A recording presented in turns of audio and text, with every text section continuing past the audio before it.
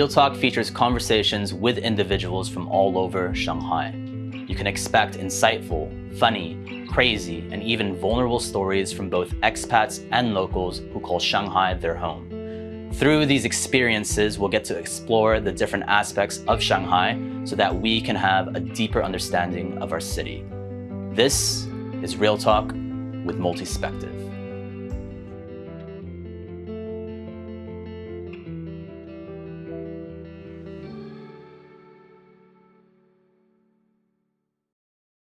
In today's episode of Real Talk, we have the absolutely vivacious, energetic, and multi-talented young Kobby Harding.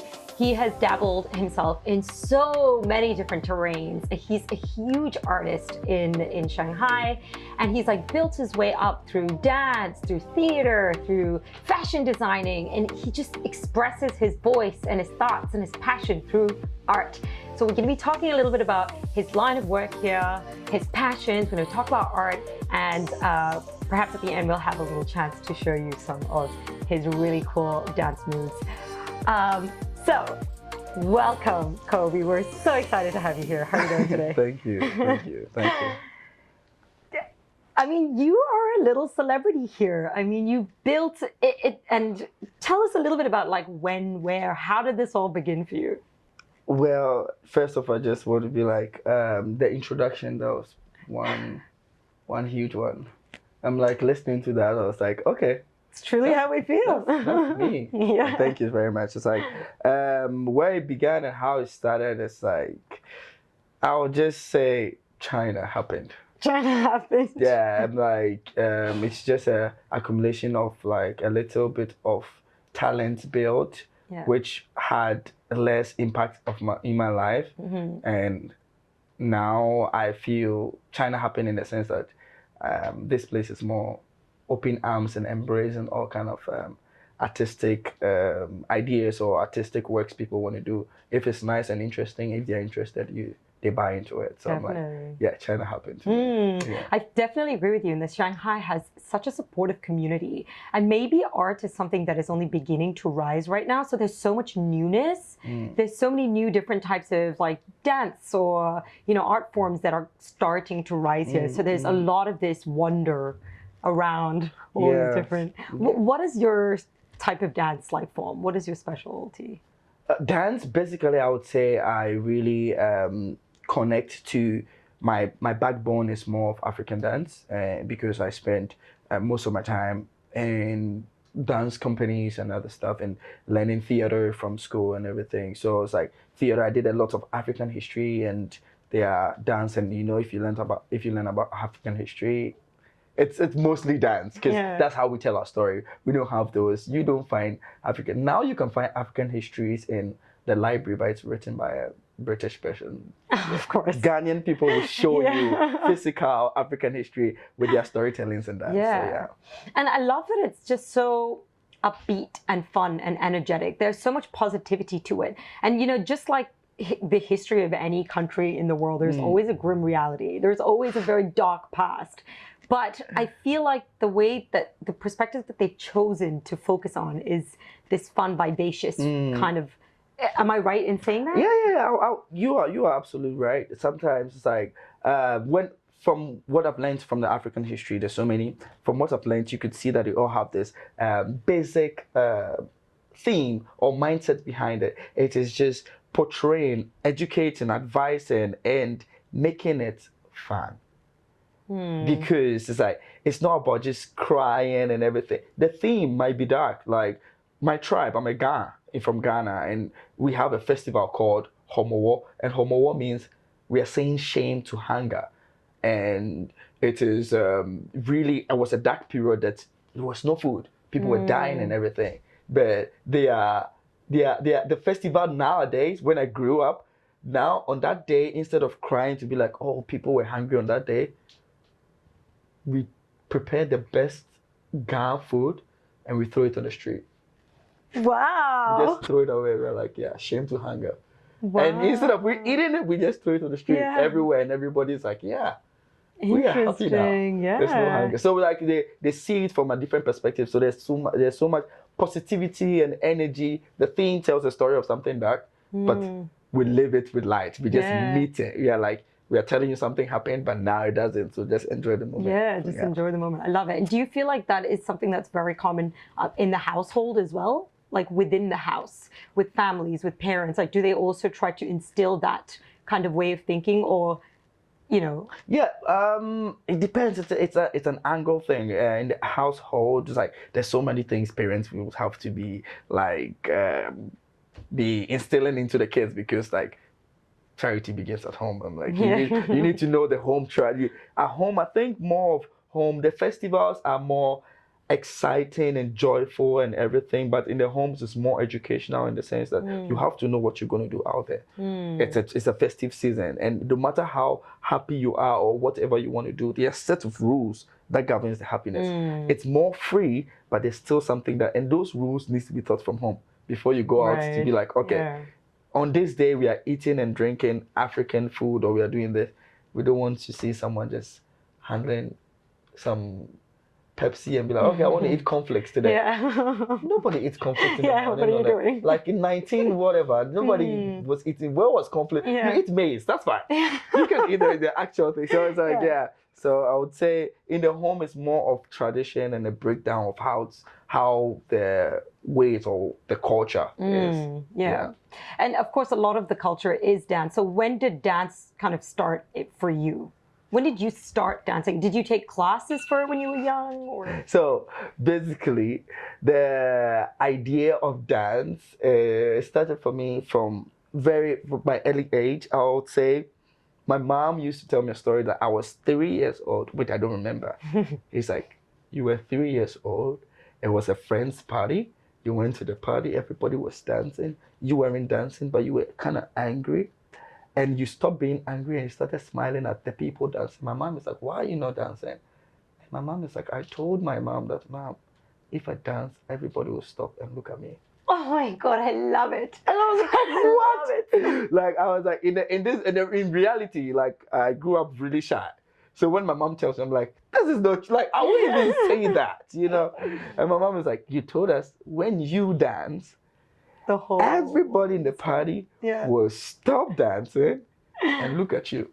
So it was a funny story until I met dance again when I was growing up a little bit at the age of 14, and I was like, okay, I feel I like music, like drums, everything. I really connect. I can tell, and I'm like, I have a good ear for music, and I was like, okay, I can move to music. So it just built up from there. It was like a time thing. So after like years, and my mom doesn't watch me dance. My mom never watched my performance from the age of 14 to like 24. Really? Yeah. She never watched. She didn't actually believe I'm doing something with dance. Yeah. She just knows I'm doing theater. So it's like, until she saw me on I think she didn't see me. Her friend saw me on television. They were watching something. It's like, hey, this is Kobby. Wow. And my mom is like, nah, you're lying. It's like, not possible. So my mom had to call me to be like, are you on TV? I'm like, I'm not.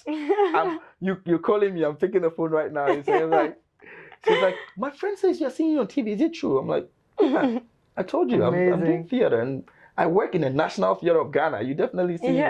So that started for me. So my question is then, did you start off with theater and then that veered you into dancing, or was it sort of like a culmination of both at the same time? I started as I tease a lot. I tease people. Dance, I would say my dancing started from just imitating people. I grew up with this group of friends who we would just imitate anything on this planet to laugh. Interesting. And I don't know how I built myself to be so good at it.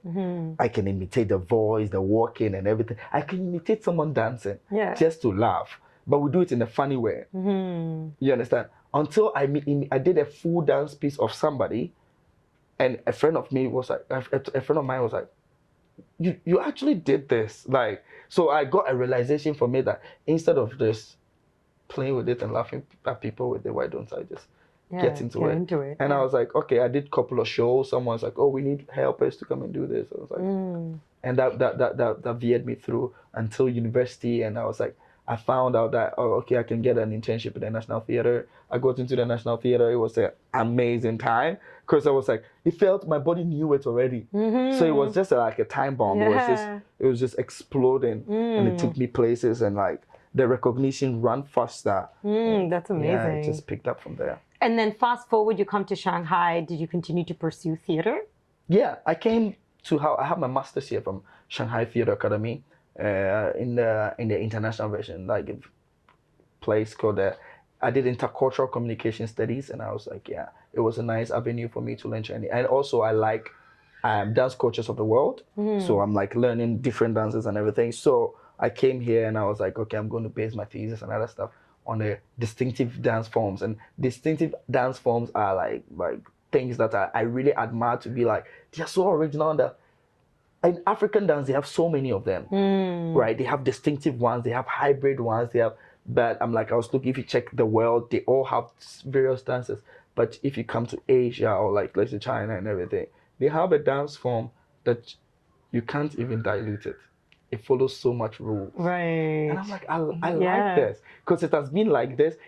I feel like when I practice Tai Chi, I feel like this is how Tai Chi has been since Tai Chi started. Yeah. How cool is that? Yeah, you know what I'm like? Right now, if you want to learn some dances from other places, you know, I add my style to it. You can't add your style to Tai Chi. You can, no. You do Tai Chi or not. That's so true. But my question then is, the point of dance is expressing. It's expressing yourself. It's expressing your identity. It's expressing your passion. Do you feel like that part of it is eliminated then when there's so many rules and structures? Yeah, I think it's not eliminated. I would say it's a choice. They chose to keep it, in the sense that when I came to learn Tai Chi, I took the study of Tai Chi. I was doing a parallel research as how it has some of the movement, the body posture, and how the flow is with music goes with like an African dance. So the Tai Chi is always talking to you about rooting yourself to the ground and having yourself feel connected from your head, the middle of your head, to your spine, to the ground and above. And Ghanaian and African dances in general that I studied is always like we are paying homage to Mother Earth. So most of African dances, we are bent. You have to always bend your knee.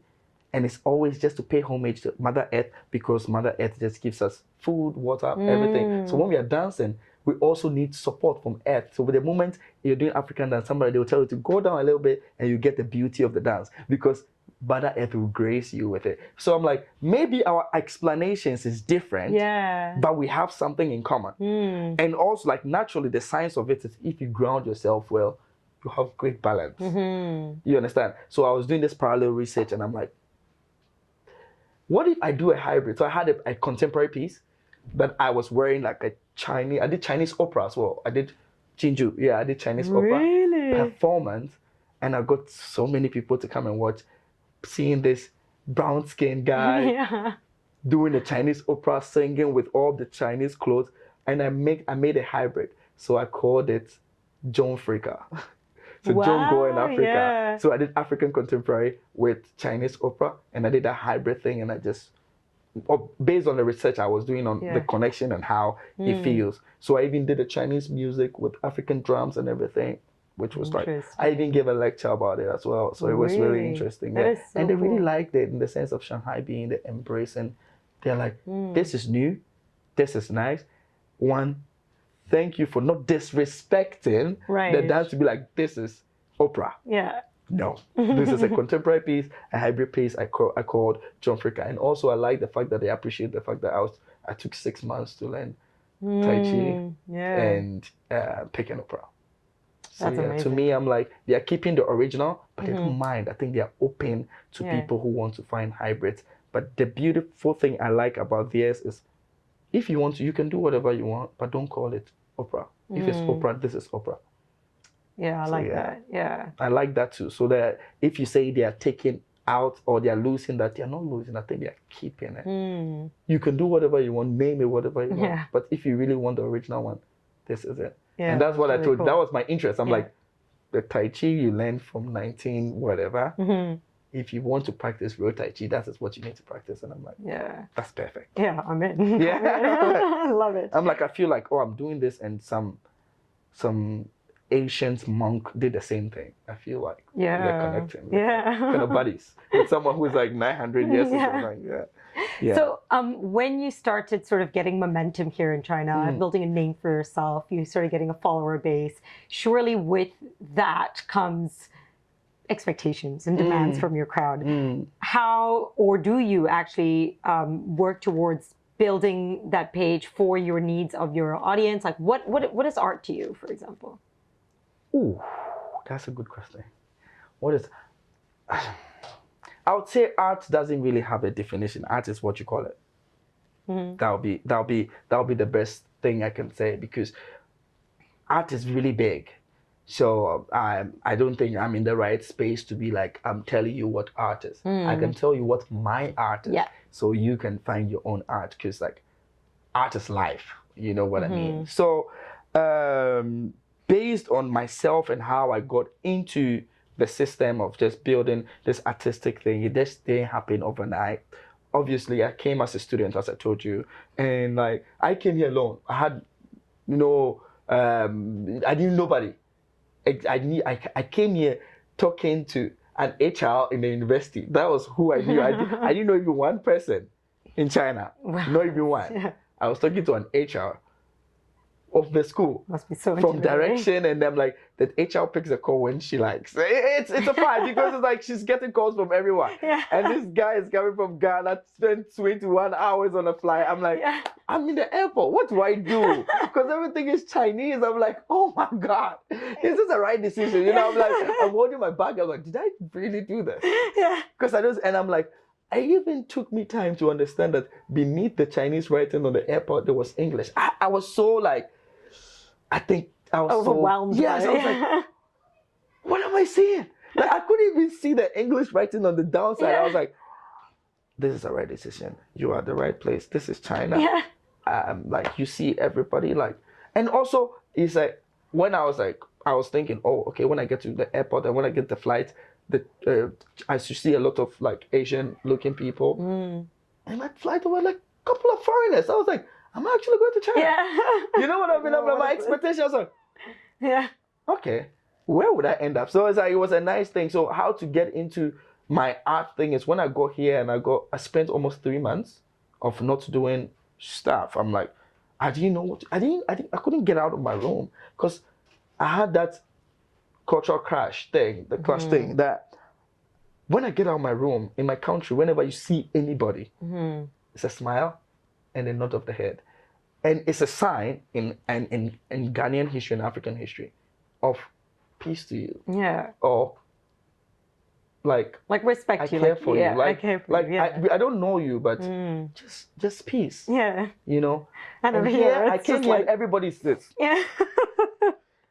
It got to a time I'm trying to be like, can you raise your head a little bit? And I came to this place with this, I was on the 19th floor, and I'm like, I had no idea what to do. So for 3 months, I was like, I'm figuring everything. I need to come and write from home. Okay, I was able to work out this walking distance. And I'm from Ghana. And Ghana, I won't say maps work perfectly. So I'm really earth-rooted. So I'm like finding my way out. Yeah. When I walk there, I'm like, I've walked through here, bike through here. Yeah. Okay, this is how I'm mapping out the city. And I just got to realize some people are trying some dances here. I saw a lot of people doing some kind of dance. And they kind of name it Afro dance and everything. I'm like, okay, Afro dance, let me go check it out. I go see this Afro dance, and I'm like, it's good, but they're like, oh, this is the true African, and I'm like, it's not. You don't know what you're talking about. That's when I was like, I was like, it's not. It's not what it is. Yeah. And also, I'm like, I can't blame you. I don't know how long you have lived in abroad. Maybe you have been diluted. That's the thing. Or maybe it's your kind of art. So I'm like, okay, well, I'm going to start some myself. Yeah. And I was just doing it on the street. I was going to the working on the street, doing the morning. People who do Tai Chi. I go do Tai Chi at the Bond with the senses and everything. And at the side, I play my music. I do African contemporary. I just get like that African meditation that looks like African yoga. I did even a thing like connecting to nature and everything, my own way from the African dance, the African perspective and everything. And I got a lot of people to be like, oh, we like it and everything in my school. they were talking about, and I did performances in my school. And I asked some studios, I'm like, can I give just a workshop here for free? I don't mind. And they're like, okay, if you're gonna do it for free. Yeah. So I did it for free, and they're like, Afro dance, like, yeah, okay. Yeah. Are people gonna come? I'm like, just give me a month. I'll come here 2 I'll make times this in a party week. stop. I will make this party stop. And I built people from there, to the extent that in the 2 months thing I asked for, in 1 month they were asking for, they were like, okay, let's sign a contract. I'm like, I don't want to. Wow. That's why I was like, no. Yeah. I wanted to share. Yeah. And my services is done. Because the contract is going to be like, you are going to tell me how much you're going to pay me after seeing my worth. You can't pay me after seeing my worth. Yeah. Doesn't work that way. You pay me if you don't know, when you believe in it. Yeah. So after seeing it, I'm like, so I had to just find my way, build a friends around, build some community. Had my first Afro workshop for free. I told you, pay whatever to help me pay for the studio. I did that for like a month, and I started doing this Afro community. I built over 500 people. Amazing. And it's like it started with like 12, and it just That's amazing. skyrocketed to 500. And I'm like, it went to clothing. That's what happened to clothing. Yeah. Because I'm like, then people are curious. Because when I'm teaching the Afro dance, I tell them about it. I'm like, this dance, I can tell them in a funny way that this dance goes with this food. I'm like, what is this food? And I'm like, yeah, if you are a homeboy who stayed with your mom and you're stubborn, you know how to cook. Because they'll tell you, instead of going to play, go in the kitchen. Yeah. So I'm like, you have to learn how to cook and other stuff. So I had some cooking events here and there. That's so cool. And build. And that's how it builds. Like, I got a lot of attention because I'm like, oh, he can cook too. Oh, he can dance. Oh, he can make clothes. And like, that's how it just works. Tell us a little bit about your fashion designing. Like, I want to know about Kharding Classics. First off, Kharding Classic is different. That's what I want to say. I'm like, royalty. Looking great. Looking Royalty. great. Yeah, Kharding Classic is like, it came about when I had a problem buying things from Taobao. One, I don't speak Chinese. Two, I don't get a lot of my size. I'm not trying to say, but there are a lot of things you don't, because I would say because I don't speak Chinese, you don't get a lot of your sizes. Yeah. They'll tell you 6XL, and I'm like, what exactly is that? 6XL. I'm like, because I'm coming from a country, I can be like, I'll wear medium or large in my country, or maximum XXL. And I'm like, I need to buy something for 6XL. So I had so much problem. I bought a lot of things, and you need to return it and everything. I don't speak Chinese, so I accumulated for a year. And they're like, oh, you can return it. You can click the return button. I was like, it took me a year. You know how many things I bought? Sometimes I have to buy 3 clothes to find what I'm looking for. 3 clothes of the same thing. Yeah. And now the rest, I don't know what to do to them. So also, I'm like, my mom is into sewing. I won't say she sews clothes. I'm doing what my mom does in a nicer way. I think when my mom hears this, she'll be happy, but I'm sorry. I'm doing what my mom does in the 21st century. Yeah, carrying on her legacy, basically. Yes. I'm sorry, Mama, but I'm better. So the thing is, my mom is into sewing curtains and just fixing things, and I'm like, I didn't grow up in really a rich family and everything. So my mom is, when she can't build you, when she can't get you things for Christmas or things for Easter or your birthday, she's going to take 3 of our clothes, cut them, and just mix them. Amazing. Like this. Right. So maybe this will be for my brother, this will be for me, and this will be for my sister. She just break it up into pieces and build new clothes. Yeah. And you feel good about it. It's definitely a very, very unique style. It is something that I've not seen here before, but it's so trendy. And again, I feel like it mixes very much with your personality, which is colorful, bubbly, energetic, and I'm sure it works with the dance. Like, I've seen you wear some of these in your dance videos as well, and it just blends so well with that. Yeah. How can local community members of Shanghai find your clothes? Where are you available? How can they find you?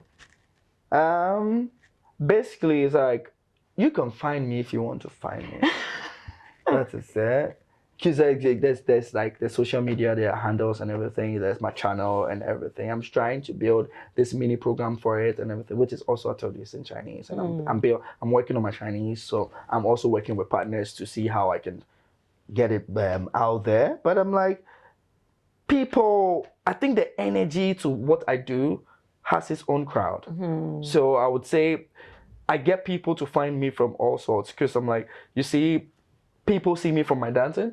They're like, oh, I like the clothes in your dance. Who made it? I'm like, me. Right. You know, I'm like, oh, I like this choreography. Do you want to teach it to these people? Who choreographed it? Me. Yeah. And that's when I'm like, I get right now. I'm just building. I'm still building in the first place. I'm still building and I'm still rooting in the system. And I'm thinking the last thing I need to do is just study some Chinese, which I'm working on. Yeah, that's amazing. And when I get my Chinese, China, wait for me. Wait for me. I'm gonna shop. I'm gonna stop the city for a minute. To be the Chinese guy. I love it. Yeah. That's so really yeah, cool. Basically to reach me, it's more of my social media and my channels. So something you can get me on my channels, because I do a lot of one-offs as well, because I'm trying to be like, I'm the why not person. My art is not like basically fixed on something like, oh, it has to be African print. Oh, it has to be a suit with the rules. And I'm like, who created the rules? Yeah. And I'm like, to create a rule, you need to see something you are against. So there was something before the rule you created. So I'm like, okay, I'm going to be against. It's a choice, isn't it? Yeah, for and sure. Everybody has that choice to do it. So I'm just going with the flow of how I feel, because I get my clothes designs from the way I dance. Maybe I want to do this kind of dance with this kind of clothes. And maybe this clothes, I don't need sleeves, because maybe I dance strong. Or this clothes, I don't need a long pants, because I want to do something with your legs. So it goes with the flow and the energy. So I'm going to ask you one last question for the day. What can we look forward to going forward from now with your clothing line, with your dances? Like what's upcoming? Yeah, right now I'm doing what to look up to. So many, but I want to say one that I'm like, there's going to be a lot of like just look out for Kharding Classic growing. Ooh. To be honest, it's getting a good embrace in Shanghai, and thanks to Shanghai for that. But I am working on I found some avenues that I can create my own patterns. And I did visual art when I was growing, so I like to draw. So things I like, when I visualize, I can draw and paint it. I'm like, okay, this is what I want to see, and this is what I'm building. Yeah. So like finding other avenue of trying to create my own patterns. I want to create patterns on my clothes with a dance piece. So it's going to be things that you're not buying just clothes. You're buying a story, you're buying an energy, you're buying a vibe, you're buying a pattern that has been created from a brain, a person, a life, and a body. That's so cool. I love it. Yeah, I love it. Yeah. I feel like there's so much personality and culture and spirituality even within like the work that you do. This is, you do it from so deep down in your heart that it shows. Yes, I believe in everything I do. Really, I just give 100% to it, because I'm like, it's a cliche that we have only one life to live, but it's true. It's so true. You still you have only one life, and if you think about it, like how many shoes do you have? Yeah. More than one. Yeah, for sure. So if we could have had more, but we have only one. So you have to make the best out of it. So I'm like, it can be a cliche, blah blah blah, but I'm doing all I can to be like, look, this one is supposed to be worth living. You know what I mean? Exactly. So maybe I'll be blessed with the different ideas, from the universe, from God, and I might produce something new. But if not, I'm still going to grow and into this artistic avenue, or this adventure of just creating pieces and with dance and clothing, and how to spread love and positivity, because that's my theme. Amazing. Spreading love and positivity. Spreading love and positivity. And on that note, thank you so much for being here with us today. Thank you. It's such an honor having you here. Guys, listeners, please check the links below. We put his contact details in there. So definitely click in. If you would like to buy a piece or two, the contacts are all there for you guys to check it out. See you guys soon. 3. Piece or 2 or 3. That's correct. Thank you. Sorry. Thank you so much.